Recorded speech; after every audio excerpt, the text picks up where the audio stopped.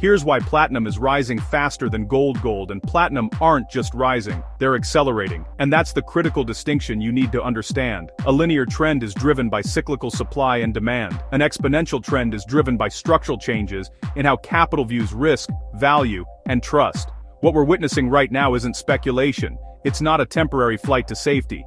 This is a global reallocation of capital. And when gold and platinum rise together, it's sending a very specific message about the state of the global system. Let's start with gold. Historically, gold served three purposes: inflation protection, crisis refuge, and portfolio diversification. But something fundamental has changed. Gold is now assuming a different role: geopolitical reserve asset. Here's what shifted. Financial weapons have become normalized. We've seen reserve freezes, payment system sanctions, and the weaponization of currencies. Central banks learned a hard lesson. Digital reserves are not neutral. They can be frozen, seized, or cut off with a policy decision. The response has been massive. Central banks have been buying gold at record levels for years. Emerging markets, the Middle East and Asia, are gradually reducing their exposure to dollars and euros and increasing their gold holdings. But there's another force at work. Sovereign debt is at unprecedented levels. The problem isn't the debt itself, it's refinancing it with positive real interest rates. Gold doesn't promise anything, it has no counterparty, and that's exactly why it's credible. Here's why the growth is exponential and not cyclical.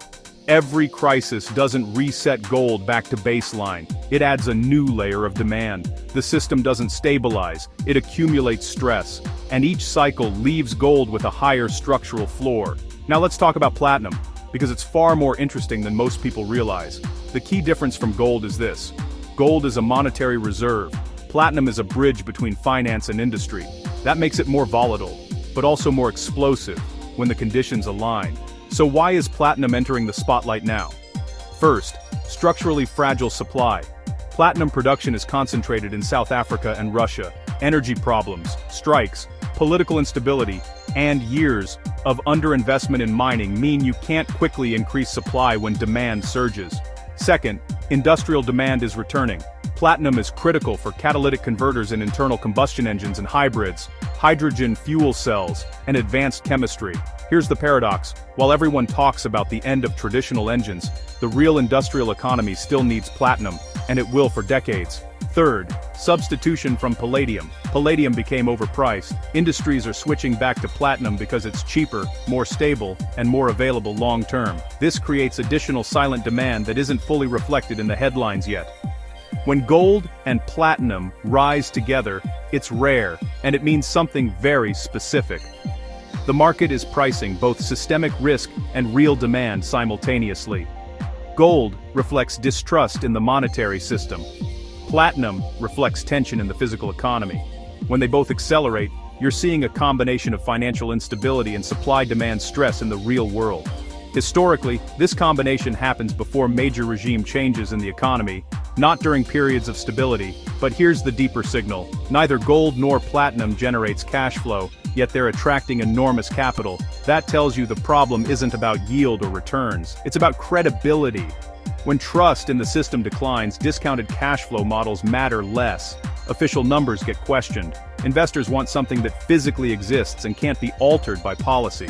Every recent economic cycle has left behind more debt, more state intervention, more distortions, and less trust. Capital doesn't flow back to the old equilibrium.